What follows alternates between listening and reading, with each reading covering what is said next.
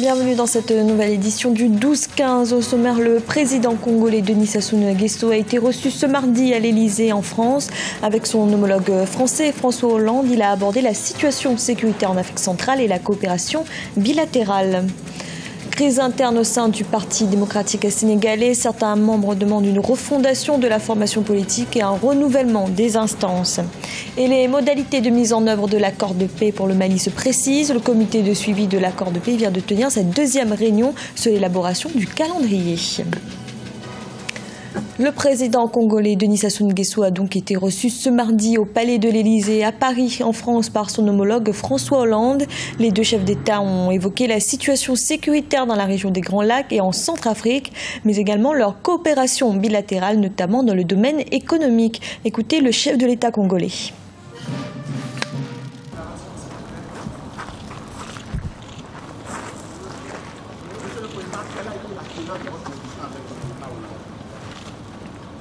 Nous avons abordé tous les sujets de coopération entre le Congo et la France. Et le Congo et la France ont une vieille tradition d'amitié. Et Brazzaville, après tout, c'est la capitale de la France libre. Donc nous coopérons avec la France dans tous les secteurs. Et nous avons fait le tour de nos relations et avons conclu qu'elles se portent bien et elles ont un bel avenir. Monsieur le Président, comment va le Congo, comment va l'Afrique centrale? Bon, pas comme le reste du monde. Le Congo, il va à son rythme et il vient quand même de très loin. Et il a connu des moments sombres de guerre civile.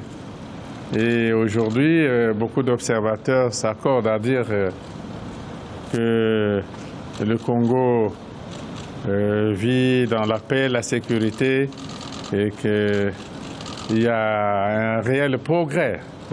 Les observateurs honnêtes reconnaissent qu'il y a un réel progrès au Congo et nous pensons que nous allons continuer dans cette voie. Maintenant, l'Afrique centrale a ses problèmes que vous connaissez certainement, la République centrafricaine. J'en ai parlé avec le président Hollande. Boko Haram, les actions sur le Tchad et le Cameroun, nous faisons face. Dans l'actualité également, un sommet de la communauté est-africaine sur la situation au Burundi avait lieu ce lundi. Les dirigeants de la sous-région ont de nouveau demandé le report de l'élection présidentielle prévue le 15 juillet prochain. Ils ont également désigné le président ougandais Yoweri Museveni comme facilitateur du dialogue. Au Sénégal, le PDS, le Parti démocratique sénégalais, connaît une crise interne. Certains membres demandent la refondation de la formation politique. Ils souhaitent également un renouvellement des instances basées sur les performances aux dernières élections. Emmanuel Milimono. Le Parti démocratique sénégalais PDS fait face à une crise interne depuis la perte du pouvoir en 2012. Parmi les points de discorde, le refus de l'ex-président de la République Abdoulaye Wade de quitter le poste de secrétariat général national de la formation politique, le choix de Karim Wade comme candidat du parti qui ne fait pas l'unanimité et le non-renouvellement des instances dirigeantes. Le nouveau débat posé par le président du groupe parlementaire des libéraux est celui de la refondation interne de l'appareil politique du parti. Nous venons de perdre le pouvoir. Nous devons aller à des élections présidentielles en 2017, à des élections législatives en 2017. Si nous ne réorganisons pas le parti, on va le réorganiser quand? Pas quand même, comme certains le disent, attendre après 2017 pour faire le congrès et réorganiser le parti.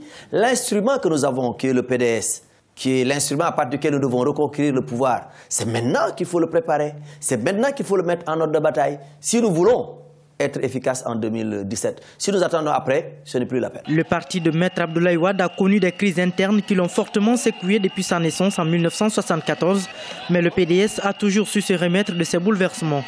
Le chef de file des frondeurs Modou Diane Fada, pour sa part, continue de contester la légitimité du secrétariat national à la tête duquel se trouve le fondateur du parti, Maître Abdoulaye Wade. On ne paye jamais le maître en restant son élève. Le moment est venu pour que les élèves aussi deviennent maîtres. en nous engageant dans la bataille pour la restructuration du parti, pour la réforme du parti, pour le renouvellement du parti, nous nous attendions plus ou moins à tous ces problèmes-là. On ne peut pas faire des omelettes sans casser des œufs. Notre parti est en léthargie, notre parti a besoin de 109. Après 26 ans d'opposition, le Parti démocratique sénégalais a accédé au pouvoir en l'an 2000. Pour le secrétaire général, Maître Abdoulaye Wade, la priorité reste la libération du candidat du PDS à la prochaine présidentielle, Karim Wade. En République démocratique du Congo, les délais pour la mise en place des nouvelles provinces n'ont pas été respectés en cause des problèmes financiers. La mise en œuvre de ces nouvelles entités n'a pas été budgétisée. Il faudra donc attendre la session extraordinaire du Parlement pour amender le budget 2015. Au Mali, les modalités de mise en œuvre de l'accord d'Alger se précisent. Le comité de suivi de l'accord de paix vient de tenir sa deuxième réunion. L'objectif est d'arriver rapidement à un calendrier pour l'application des différentes dispositions. Ibrahim Ndiaye. Ce samedi, le comité de suivi de l'accord de paix au nord du Mali a tenu sa deuxième réunion. Le 20 juin 2015, la coalition des mouvements de l'Azawad avait définitivement signé l'accord de paix qui devrait mettre fin au conflit dans le nord du Mali. Un texte qui a été préalablement validé à Alger le 15 mai 2015 par le gouvernement malien et la médiation internationale en l'absence des groupes rebelles. Pour Arona Touré, porte-parole des groupes armés de la plateforme d'Alger, l'application des accords est en bonne voie. En toute fraternité, nous avons discuté et nous avons convenu de mettre en place des mesures de sécurité et en même temps faire face à l'urgence humanitaire qui sévit en ce moment au nord du Mali. Toutefois, après la signature de plusieurs accords non respectés dans le passé par les mouvements rebelles, la rue malienne espère que l'accord du 20 janvier ne sera pas caduc et permettra de tourner une nouvelle page dans l'histoire du Mali.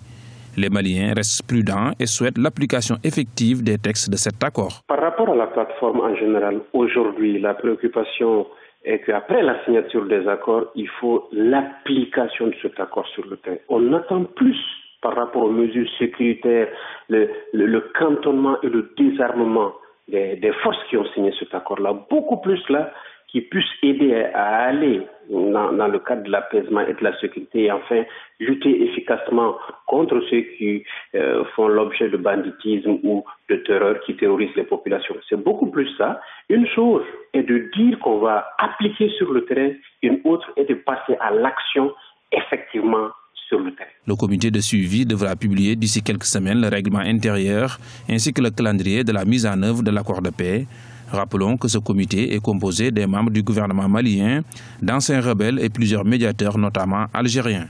On note également la présence des représentants des 5 pays membres du Conseil de sécurité de l'Organisation des Nations Unies. Au Burkina Faso, la crise se poursuit entre le Premier ministre Isaac Zida et le régiment de sécurité présidentielle. Les soldats du RSP demandent toujours la démission du chef du gouvernement ainsi que de 3 autres militaires qui détiennent actuellement des portefeuilles ministériels. Idelette Mirabel Bissou. Le Premier ministre burkinabé Yacouba Isaac Zida s'exprime sur la crise qui l'oppose au RSP, le régiment de sécurité présidentielle. En effet, depuis le début de la transition amorcée après la chute du président Blaise Compaoré, les relations sont tendues entre le Premier ministre Yacouba Isaac Zida et ce corps d'élite de plus de 1300 hommes. Avant de s'envoler pour la Côte d'Ivoire, où il séjournera du 6 au 7 juillet pour une visite de travail et d'amitié, il a tenu à rassurer l'ensemble de ses concitoyens. J'ai suivi comme vous des informations erronées dans la presse hier. Et donc, je voulais saisir cette occasion-là pour vous dire qu'il n'en est rien. Au sein du gouvernement, il n'y a aucune crise. Le Premier ministre est toujours en place. Les adieux. Et je profite donc de votre micro pour appeler donc la population à la sérénité, au calme, et qu'elle puisse vaquer tranquillement à ses occupations parce que, en tout cas, au sein du gouvernement, il n'y a aucun problème. De retour de Taïwan le dimanche 28 juin, une rumeur avait couru sur sa probable arrestation par le RSP. Son avion avait atterri à la base aérienne. Pendant cette crise, des voix s'étaient élevées pour accuser les acteurs de la transition de vouloir prolonger le délai de la transition. Pour le ministre en charge de la sécurité, le calendrier électoral est maintenu. Nous allons convoquer le corps électoral conformément, n'est-ce pas, aux dispositions de la loi. Et si cela est adopté en Conseil des ministres, vous serez au courant. Et c'est dire que nous marchons résolument vers les élections, à moins que certains ne veulent pas que ces élections aient lieu. Sinon, ces élections, sur notre question, plutôt sur la question des élections, nous sommes véritablement sur nos intentions initiales, notamment de faire en sorte que ces élections se tiennent à bonne date. 7 ans après la signature du traité d'amitié et de coopération, la Côte d'Ivoire et le Burkina tiennent à poursuivre et à enrichir leur partenariat en vue de répondre aux aspirations des deux peuples. Cette visite vise également, selon les autorités, à renforcer davantage la vitalité de la coopération entre les deux pays.